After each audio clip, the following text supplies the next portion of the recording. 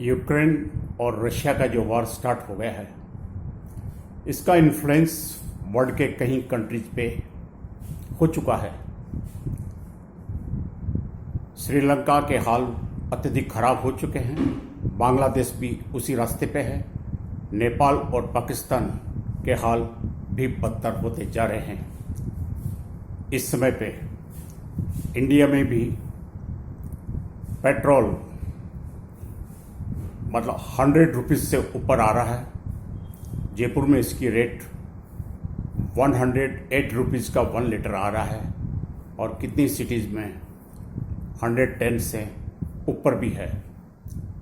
भारत में भी सब्जियां, दालें और इसके अलावा आम ज़रूरत की जो वस्तुएं हैं वो सब महंगी हो रही है। मिल्क भी महंगा है, घी भी महंगा है, मसाले, गेहूं, बाजरा, ज्वार और कई प्रकार के दालें सारी ही महंगे हो चुके हैं। तिलहन सारे महंगे हैं। इस वजह से तेल की कीमतें भी ठीक नहीं है। हालांकि पहले से थोड़ी कमी आई है, लेकिन ये सभी लिमिटेशन से बाहर है। पिछले 1 सवा साल पहले पेट्रोल 80 रुपये पर लीटर आता था और अब 110 रुपये लीटर के आसपास आ रहा है। ये महंगाई नहीं तो और क्या है? क्या हमारे देश के हुक्मरानों को भी ये सोचना चाहिए कि कहीं एशिया के और कंट्रीज में जो हाल हो रहे हैं वो इंडिया के नहीं हो जाए? क्योंकि यूक्रेन और रशिया का जो वार है उसका असर यूनाइटेड स्टेट ऑफ अमेरिका पे भी हो चुका है। वहाँ 40 इयर्स में सबसे ज़्यादा महंगाई हो गई है और इस समय पे सभी चीज़ें महंगी हो गई है। 40 इयर्स मीन्स 1982 के बाद आज की डेट में यूनाइटेड स्टेट ऑफ अमेरिका में सबसे ज़्यादा महंगाई हो गई है और वहाँ भी हाहाकार मचने की शुरुआत हो चुकी है। मतलब इतना संपन्न देश होते हुए उस देश के ये हाल हो रहे हैं और भारत पे भी इसकी गाज गिर चुकी है। हमारी सरकारों को ये सोच लेना चाहिए कि आने वाले 2 साल के अंदर इसका ज़बरदस्त असर हो सकता है। इससे निपटने की तैयारी कर लेनी चाहिए कि how we can control this. It is a very difficult task for Indian government also, क्योंकि यूक्रेन और रशिया की वार ने एनर्जी के ऊपर बहुत ज़्यादा अंकुश लगा दिया है। हालांकि हमें पेट्रोल, डीजल और रशिया से सस्ते आने लग गए हैं, लेकिन फिर भी इसका असर हमारे ऊपर किसी न किसी फॉर्म में हो रहा है, क्योंकि हम बहुत सी चीज़ें अब एक्सपोर्ट नहीं कर पा रहे हैं।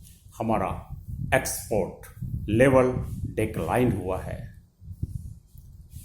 हमें ये सोचना चाहिए कि इन चीज़ों की पहले से यदि तैयारी नहीं किया और एक्स्ट्रा बफर स्टॉक तैयार नहीं किया तो हमें भी डिफ़िकल्टीज़ के दिन आने में ज़्यादा समय नहीं लगेगा।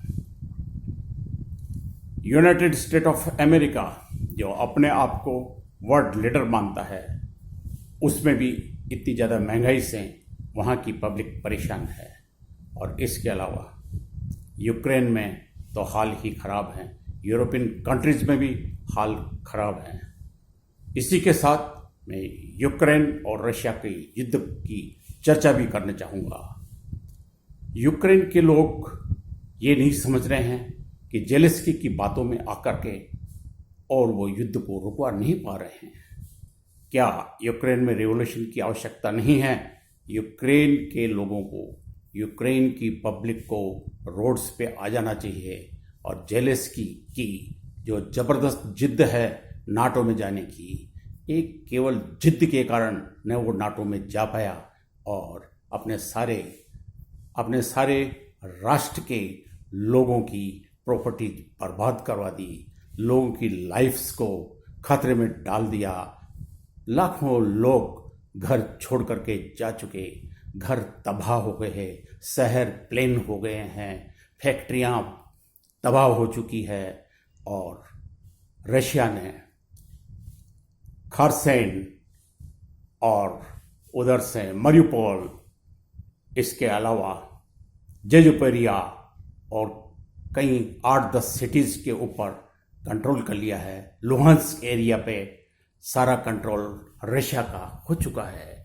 डोनेट्स्क की बारी है। ओडिशा के अंदर भी हालत खराब है और करीबन 40% ओडिशा को रशिया ने डिस्ट्रॉय कर दिया है। डोनेट्स्क में भी 70% से ज़्यादा रशिया का कंट्रोल है। अब कीव और खार्किव की तरफ उसकी जाने की तैयारी है। हालांकि अमेरिकन वेपन्स के मिलने से जेलेंस्की थोड़े स्ट्रांग हो गए हैं, लेकिन फिर भी मुकाबला नहीं कर पाएंगे। ये तो 4 दिन की चांदनी है, फिर अंधेरी रात को आना ही है, क्योंकि यूक्रेन रशिया की टक्कर केवल वेपन्स लेने से नहीं कर सकता। यूक्रेन को अब सोच समझ करके सरेंडर करने के अलावा और कोई रास्ता नहीं है। ये यूक्रेन के राष्ट्रपति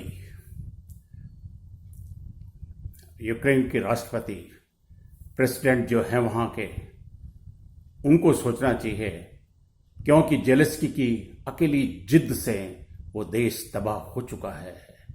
पुतिन मास्टर माइंडेड पीपल है। वो सर्टेनली केजीबी से जो निकले हुए तैयार किया हुआ जो ब्रेन है, वो रशिया को लीड कर रहे हैं। और मिस्टर पुतिन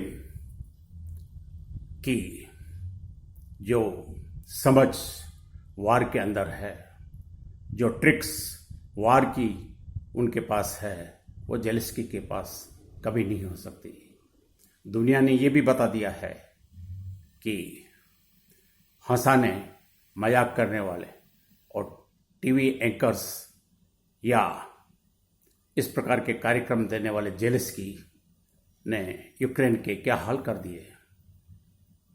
इस प्रकार के जो देश के राष्ट्राध्यक्ष हो जाते हैं, उनसे भगवान बचाए और आगे से सीख ले, दुनिया के देश भी इससे सीख ले कि हंसाने वाले मजाकिए जो पॉपुलर तो हो सकते हैं, लेकिन उनको प्रेसिडेंट बनाने से देश किस गर्त में चला जाता है, देश की डिक्लिनेशन कहाँ तक पहुँच जाती है। He has damaged his country by his only ambition to join the NATO was a difficult task। और रशिया ये कैसे होने देगा? यदि नाटो उसके घर के दरवाजे तक आएगा तो क्या नाटो को वो चुनौती नहीं देगा? रशिया को चुनौती देनी होगी अपने सेफ्टी मेजर्स के अकॉर्डिंग। रशिया ने ये कदम सही उठाया। हालांकि युद्ध किसी भी प्रॉब्लम्स का सॉल्यूशन नहीं हो सकता, लेकिन रशिया के पास इसके अलावा भी कोई रास्ता नहीं था। इसलिए रशिया ने यह सिलेक्शन करना कि यूक्रेन को फतेह करना उसके पास एक ऑप्शन था। अब यूक्रेन की जनता को सोचना चाहिए कि जेलेंस्की को अपने पद से इस्तीफा दिलवाए और नाटो की जिद छोड़ दे और किसी ऑनेस्ट व्यक्ति को प्रेसिडेंट बनाए। इसी में यूक्रेन की विजय है और मानव शांति के लिए, विश्व शांति के लिए यही उपाय सबसे अच्छा रहेगा। मैं भी अपील करता हूँ दुनिया के वर्ल्ड लीडर्स से कि immediately they should go beyond all the limits and say only that peace is only the way, nothing else should be done और वार को समाप्त कर देना चाहिए। धन्यवाद। वंदे मातरम।